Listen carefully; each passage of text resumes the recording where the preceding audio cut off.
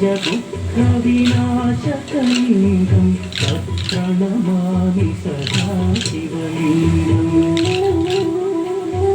देवमुनिप्रवरार्चितलिङ्गं कामदहन करुणाकरलिङ्गम्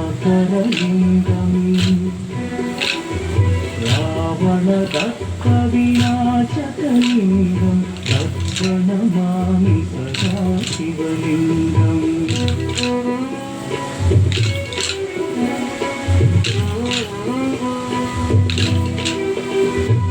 सर्वसुगन्धसुलेपितलिङ्गं बुद्धिविवर्धनकारणलिङ्गं सिद्धसुवासुरवन्दितलिङ्गं तत्प्रणमामि सदा शिवलिङ्गं कनकमहामणिभूषितलिङ्गं मणिपतिवेष्टितक्षोभितलिङ्गम्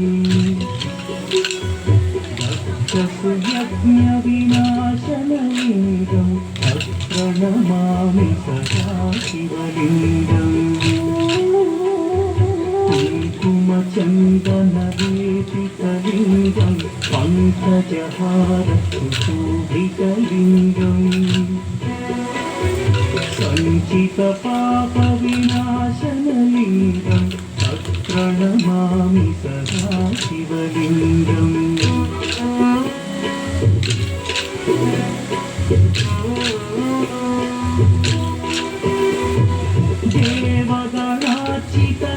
देवगणार्चितसेवितलिङ्गं भावैर्भक्तिभिरेव च लिङ्गं दिनकरकोटिप्रभाकरलिङ्गं तत्प्रणमामि सदा शिवलिङ्गं हस्तदलोपरिवेशितलिङ्गं सर्वसमुद्भवकारणलिङ्गम्